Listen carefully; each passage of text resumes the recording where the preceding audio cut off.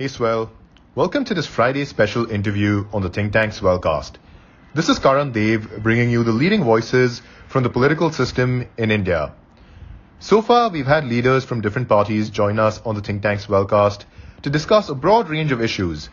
But today's conversation especially promises to be deeply insightful because I'm joined by Ritesh Pandey, who is one of the youngest members of parliament, and he is an MP in the Lok Sabha from Ambedkar Nagar in Uttar Pradesh, which is arguably India's most electorally significant state, as it has as much as 80 seats in India's 543-member Lok Sabha. Ritesh is also known for making many fiery speeches in Parliament on important legislations. He represents the Bahujan Samaj party, which is a political party whose main goal is to represent the aspirations of scheduled castes, scheduled tribes, other backward castes or OBCs, along with religious minorities. Prior to being an MP, Ritesh has been an MLA in the Uttar Pradesh Legislative Assembly from the years 2017 to 19. He is also the founder of Awad Mutineers, a grassroots sports initiative that trains and supports underprivileged children for playing football and providing scholarships. Ritesh, it is a pleasure to host you on Swell. I hope you've been keeping well, and I'm very excited to hear your thoughts on the following questions. Ritesh, to start off, this has been an unprecedented period of suffering for the country. And some of the images which have surfaced from Uttar Pradesh of dead bodies floating in the holy river Ganges as a result of the coronavirus has been disturbing to say the least. So I just wanted to get your side of the story on this. What are some of the challenges which you have faced in dealing with the crisis as an MP? And can you give us some details or anecdotes from the ground which perhaps the mainstream media hasn't captured? Hi, Karan. Thanks for having me. I have had an experience with COVID with my father, being affected by it at a personal level as a citizen. And it has been a scary, very, very scary moment for me, especially because when you take, your patient to the hospitals, what we saw was just this tremendous inflow of people that were affected by the virus and just the sheer collapse of the system and the minimum regard for life that there is at the time, because people are just so overwhelmed with it. But yes, as an MP as well, there have been many challenges. For example, last year when the pandemic hit, through my MP Lads Fund, I had given about 50 lakh rupees to the district administration to equip their district hospitals and their community health centers with the relevant material and equipment that they would need to service the people should the pandemic get out of hands in my constituency in Ambedkar Nagar, which at the time it didn't really get out of hands in Ambedkar Nagar.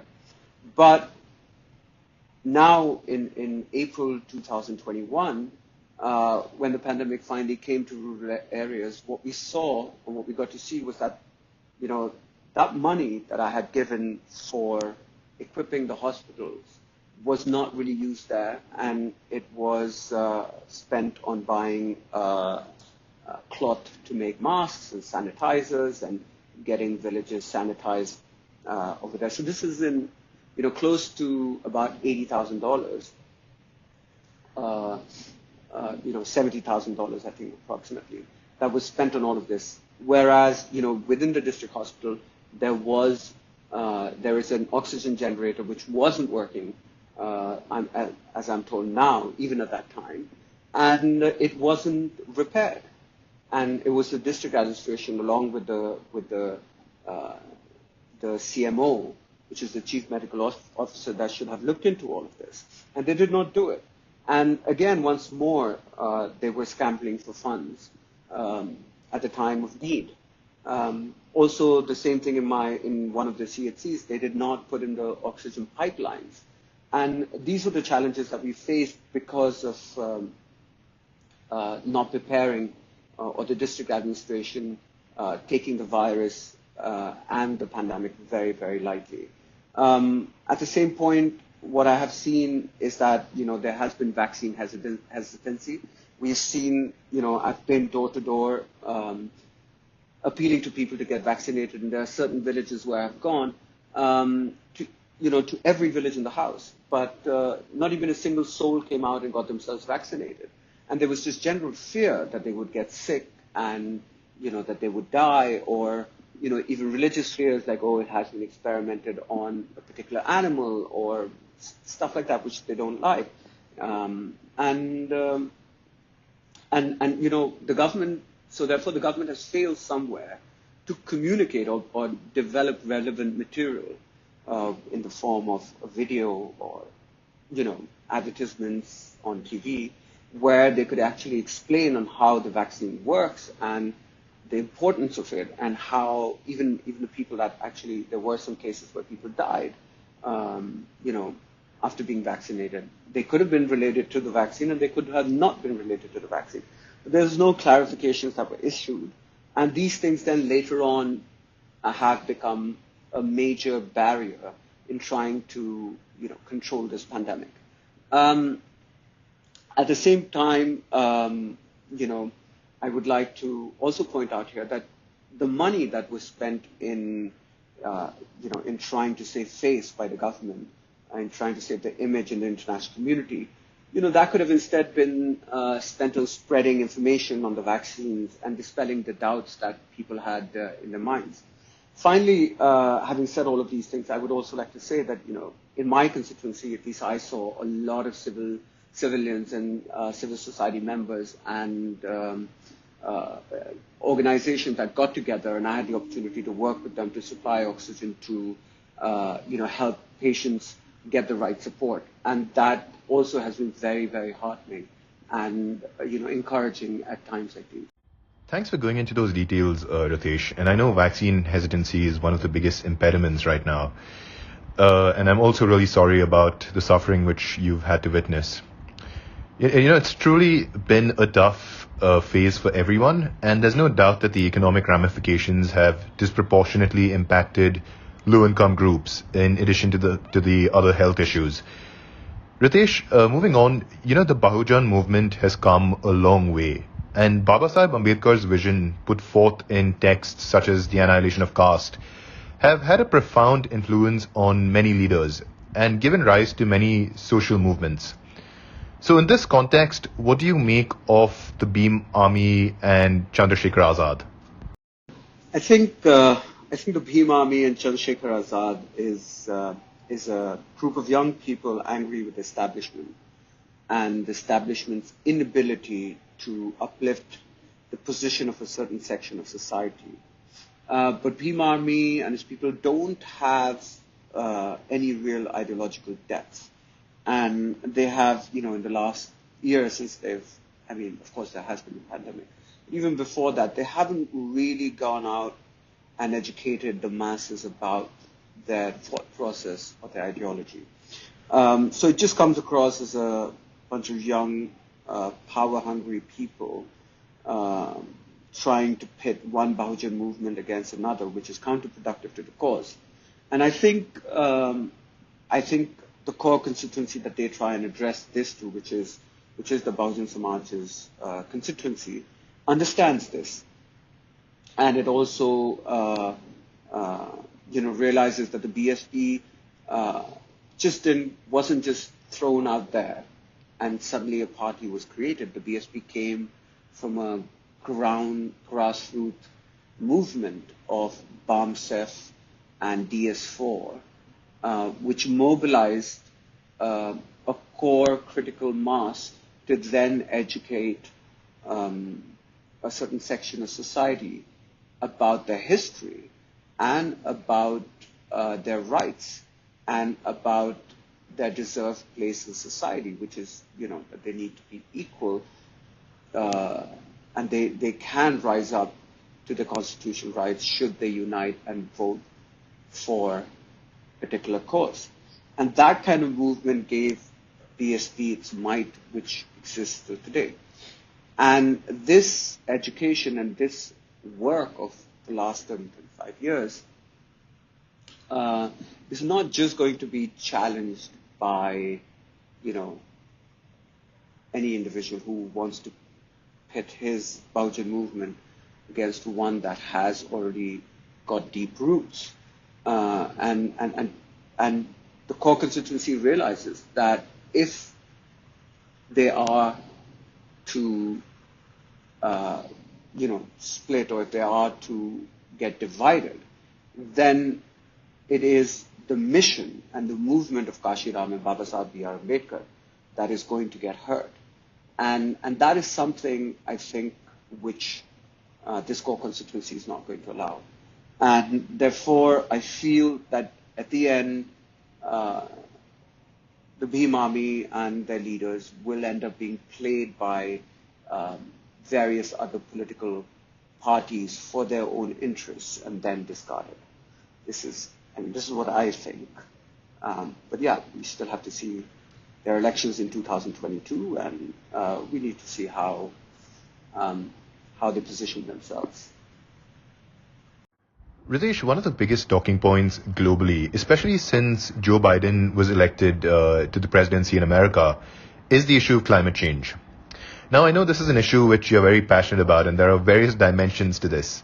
And, I'd highly encourage that you dwell deep into this in whichever way that you think this topic needs to be explored.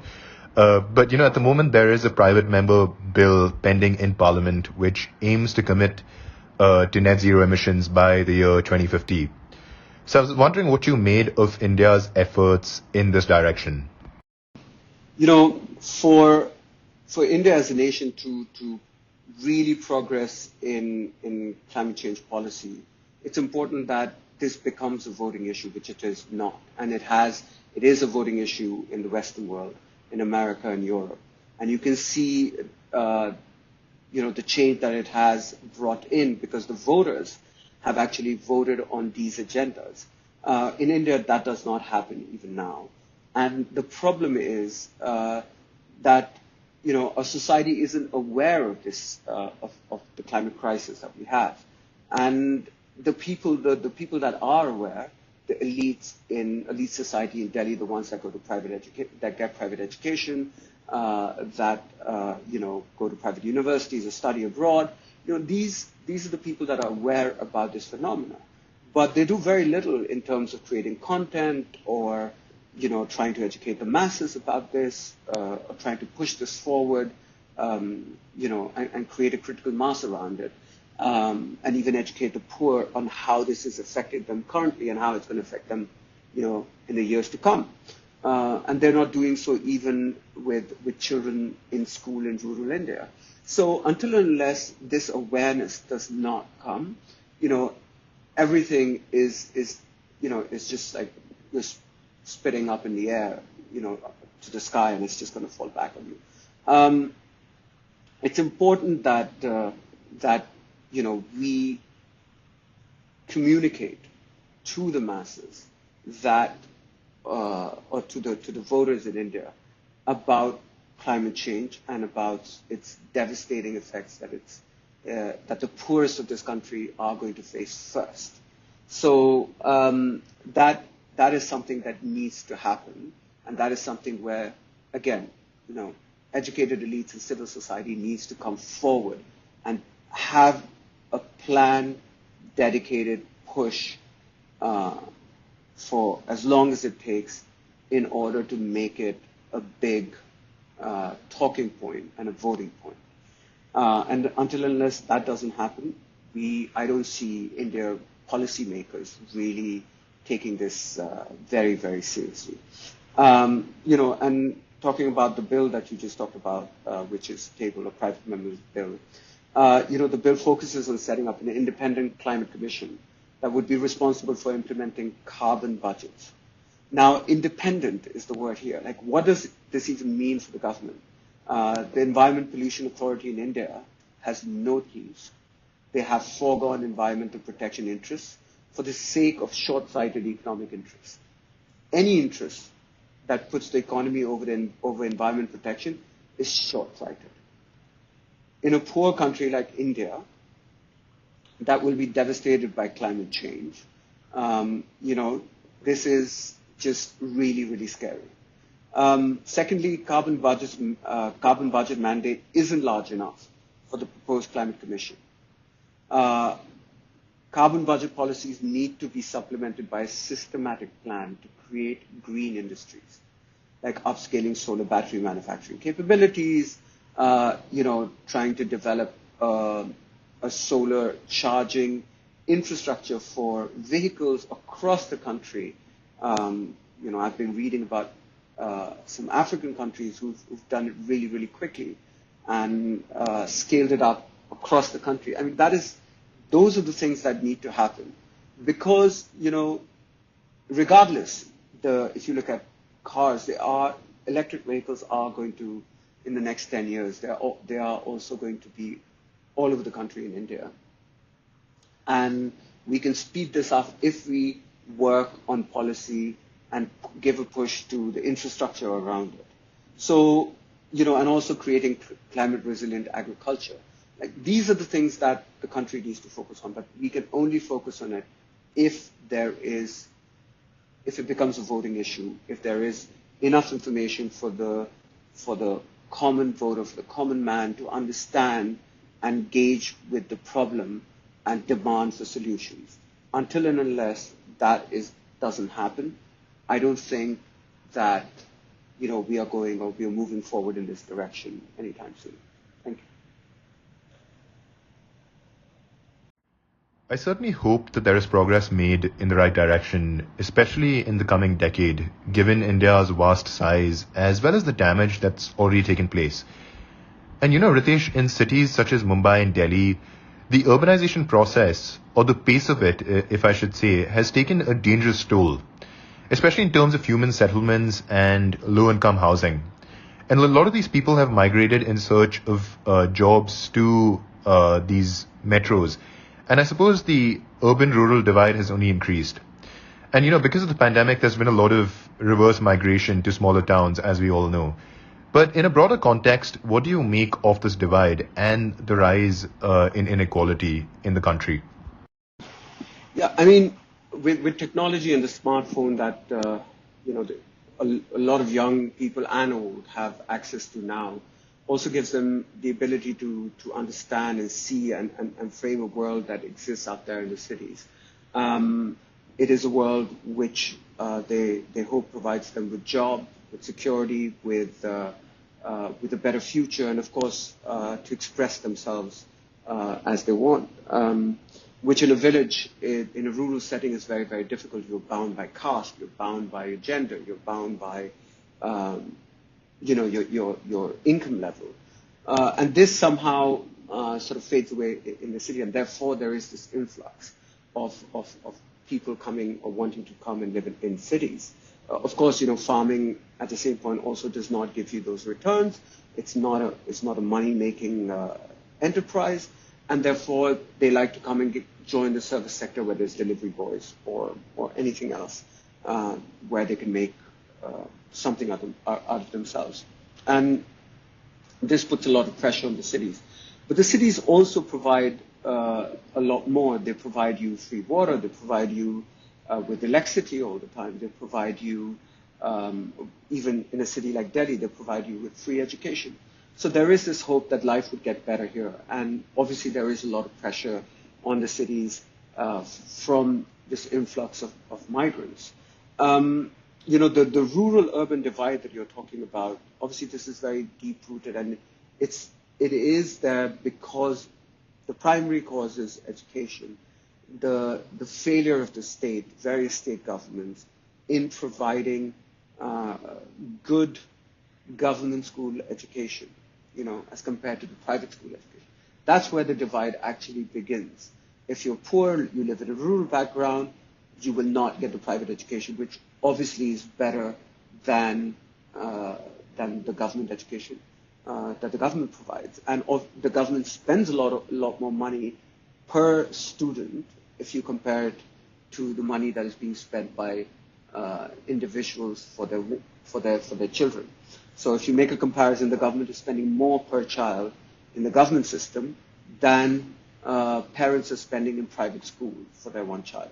So even after all of this, there is a huge divide that happens there where these students do not come out educated. They might be literate, but they don't come out educated.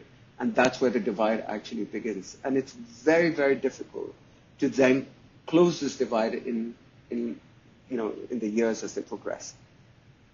So the important thing is to actually focus on education. And again, I keep saying this.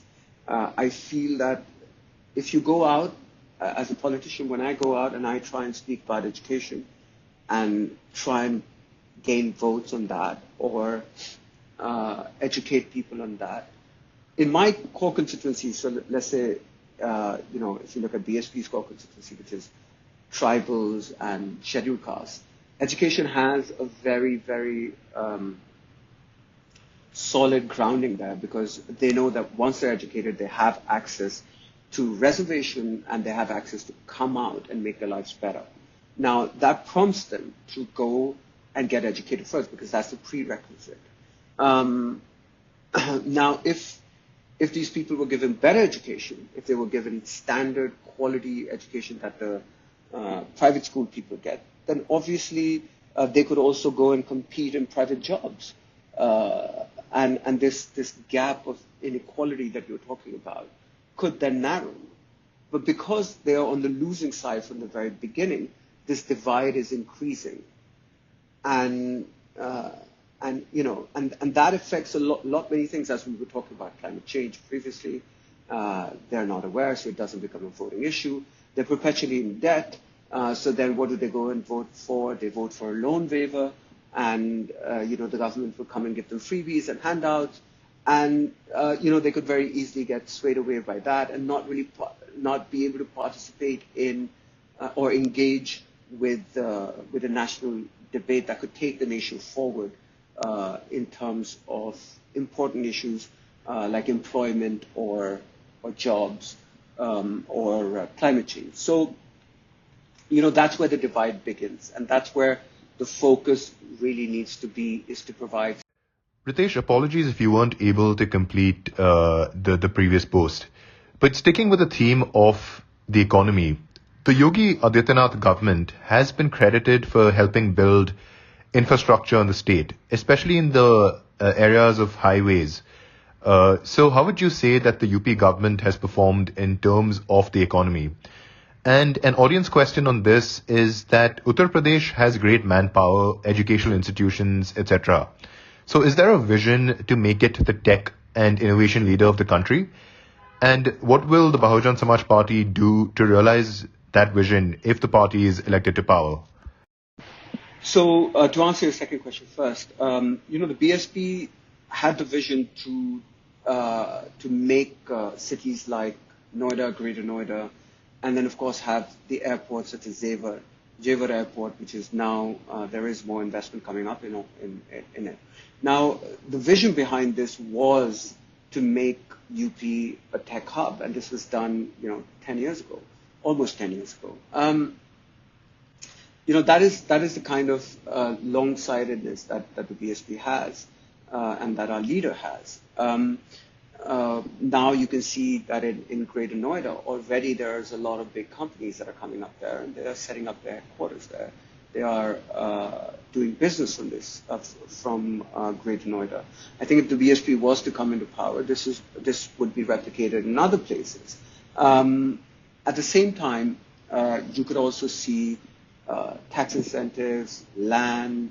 You could also, see startup funds that the state could provide to make it a technological hub, and of course bring in some of the bigger players, some of the unicorns across the country to come in and establish their offices here and bring in the manpower, and of course help UP become this technological hub that we want it to be. For this, it would require working, across many sectors. We need to have strategic partnerships with people, with companies that would be incentivized to come here. So that is one thing. Now, talking about the UP government, the second question. You see, roads and infrastructure is not the only thing that sort of any government that comes in is going to do that, because inevitably you do development. But does your policy making, do you provide the environment? Do your policies provide the environment for business to flourish?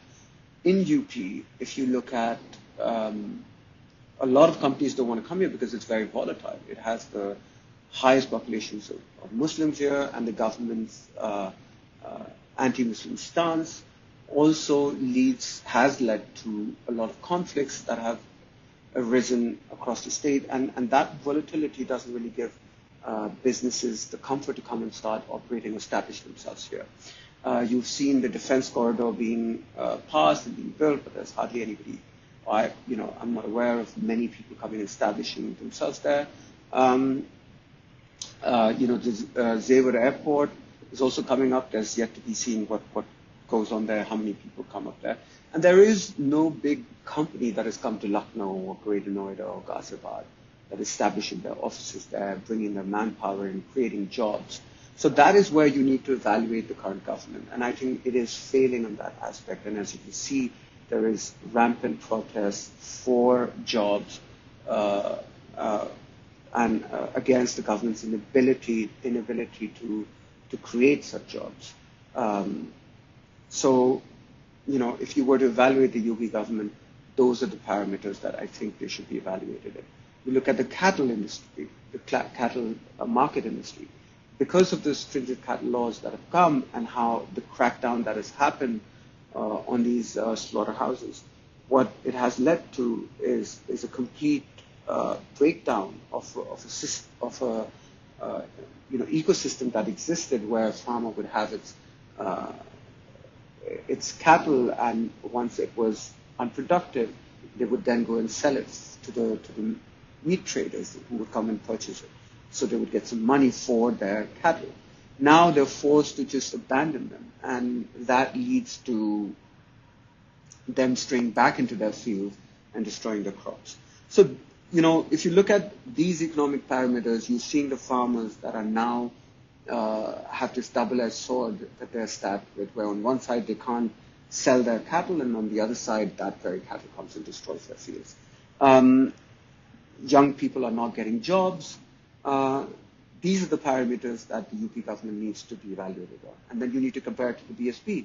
In the BSP's time, there were about 26 lakh jobs in one go that BSP had given. And there were many more opportunities that were given to individuals, and in a very transparent manner. If the BSP comes back into power, you can be rest assured that I think we've covered some pretty serious topics, Ritesh. So, on a lighter note, do you agree with pop culture depictions of politicians, especially as seen in shows like Mirzapur and others? And if you were to think about it a bit more deeply, political power in India is quite different from the rest of the world, especially psychologically. So how do you personally manage to stay grounded and not get carried away with all the adulation and subservience, which is widely believed to be associated with being a politician in India? Sadly, I haven't seen Mirzapur yet, but I've heard a lot about it and I've seen small pieces. I've deliberately tried to stay away from it, but I know the kind of what they depict in terms of politicians in series such as Mirzapur. Obviously it's nowhere close, but UP is not the UP of the 70s or the 80s, where there was a weak police force, the technology wasn't there to track people down, and it was just the lawless East, at least in East UP. Things have changed. People have become extremely aware about the kind of people that they're choosing, and of course, crime is something which is not, now they're not idolized as heroes. Criminals are not idolized as heroes. But obviously, there was a point when strong men did wield a lot of power, and they had developed, an image of this Robin Hood or you know, individuals that were above the system and could get and uh, deliver you out of your troubles with the power that they wielded because of their, strongman image. So that was back in the day. Now, I think things have changed a lot. Although there is still, people move around with the volley of cars and everything, and there's something called as, pokal, which means, it's a proper show where you have, a photographer and a bunch of people moving around in safari suits, and they come and open your door and surround you when you come out. And that sort of culture does exist. But personally, I don't move around like this. Because I feel that it keeps you away from the very people that you want to serve, and you become inaccessible. And I like to be accessible to the people that I serve, and I like to talk to them. So I don't really go around with a lot of bodyguards or with a lot of cars with me in my constituency. Also, I listen to other people. I'm told I'm a good listener, so I like to listen to other people, and I like to listen to their ideas and to what they feel about things and how they look at the world from my constituency's point of view. My wife also keeps me grounded. She's professionally, she's doing a PhD in psychology, and we have equality in our relationship. Even at home, we don't really have a permanent domestic help, so we're sharing a lot of the things. So these are the things that keep me on my toes, keep me grounded. I read a lot of thinkers, and I listen to podcasts. I like to listen to Sam Harris, Knowledge Project. These are the things that keep me focused and on the ground. Thanks for being candid about that, Ritesh. And, I'm a big fan of podcasts as well. So just to conclude, I had a couple of questions. So the first one is that, the Uttar Pradesh elections is due next year. And I know that the Samajwadi Party did exceedingly well in the Panchayat polls, which was recently concluded. But given the BJP's resources and the way elections are contested, how would you say that regional parties should go about contesting elections and thinking about it from an expenditure point of view and from a communication standpoint? How do you see this election panning out? And secondly, what is your vision in terms of development of your constituency, Ambedkar Nagar? Yeah, for contesting the elections for regional parties in UP, I believe it's important for the leaders to actually go out and be seen amongst the people, be seen on the ground. That is the first step. The second step would be to address, when they go to the ground, not only to just meet people, but also to address the cadre and to equip them with the rhetoric that needs to be brought out, and the strategy should be clearly explained to them. And of course, at the same point, social media strategies have to be established at the grassroots. Then the back end starts, where content needs to be developed. Some content in local dialects. And of course, it has to be very, very precise and short and easily consumable. And it has to target issues which, the core constituency or the voters can relate to quite easily. Issues of unemployment, issues of the mismanagement of the pandemic,